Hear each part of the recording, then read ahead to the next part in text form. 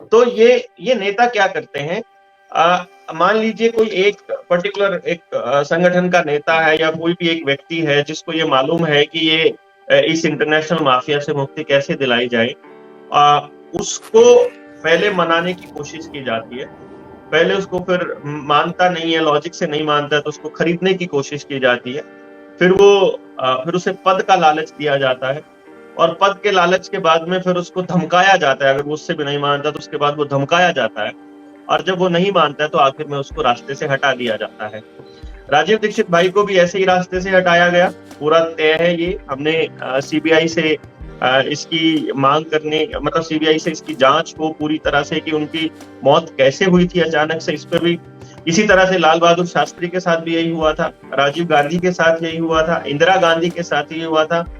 मैं ये समझता हूँ 50 साल लगे इस इंटरनेशनल माफिया को दोबारा से उस देश को गुलामी के लेवल पर लाने में, जो इंदिरा गांधी ने इनके खिलाफ काम किया था।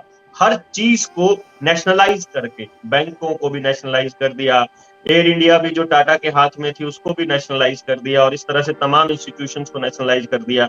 और इनको अब दोबारा से 50 साल के बाद मौका मिला है, ऐसी सरकार लेकर के आए हैं कि अगर इनको कोई अमेंडमेंट करना पड़े तो भी कर लें। और इतनी इनको मेजोरिटी दी गई है, ये सारी की सारी वो काम करे जो वापस प्राइवेटाइजेशन की तरफ जाए।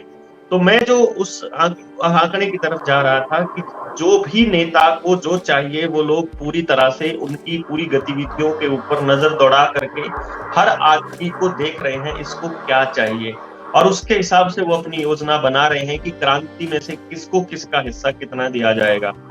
मैं जैसे आपने बोला कि आपने शुरू में बोला था कि आपको नहीं मालूम है हमारा क्या एजेंडा है। असल में सही में बताया जाए तो हमको खुद भी नहीं मालूम है कि हमारा क्या एजेंडा है।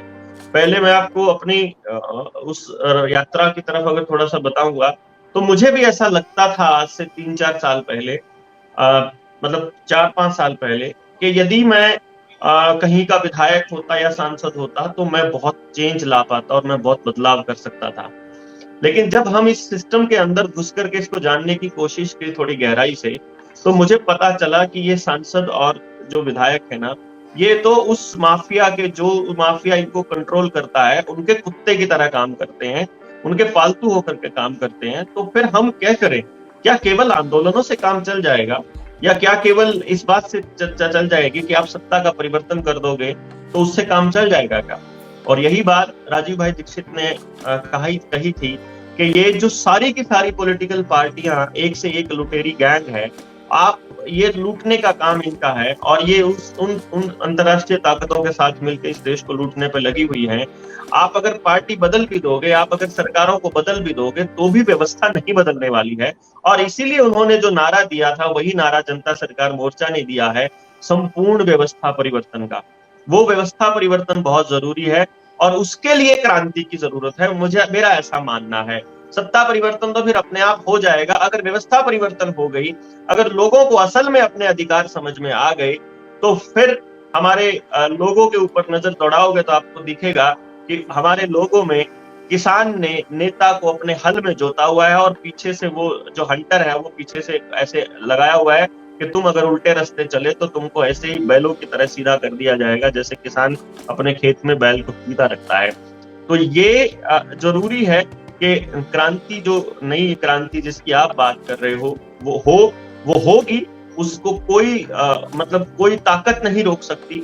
उसका रीजन है क्योंकि इन्होंने जो व्यवस्था बनाई हुई है और जो नई व्यवस्था लाना चाहते हैं, जिसमें कंप्लीट कंट्रोल और कंप्लीट सर्वेलेंस जरूरी है, उस व्यवस्था को लाने के लिए इनको पुरानी व्यवस्था ढहानी पड़ेगी। आप देखेंगे कि हर डिपार्टमेंट के अंदर भ्रष्टाचार चरम पर है। आप देखेंगे कि पूरे सिस्टम के अंदर पूरी व्यवस्था चरमराई हुई है, किसी से कोई काम नहीं हो रहा है। पुलिस व्यवस्था भी चरमराई हुई है, फौज में भी यही हाल है, टीचर्स का भी यही हाल है। स्कूलों के बाद आप किसी खेल प्रांगण में चले जाएंगे, स्टेडियम में, वहां भी यही हाल है।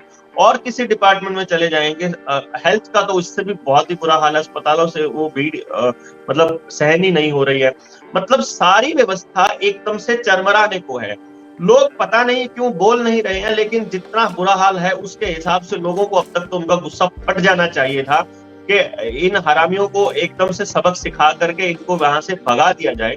बट फिलहाल क्योंकि कोई नया रास्ता नजर नहीं आ रहा है, इसलिए जनता पीसी जा रही है और पीसी जा रही है। और इधर से जनता इंतजार कर रही है कि व्यवस्था कब ध्वस्त हो, उधर से वो अंतरराष्ट्रीय माफिया इंतजार कर रहा है कि कब ध्वस्त हो। और जिस दिन इस देश में क्रांति आएगी, ये व्यवस्था ध्वस्त आपने होगी 100%। आप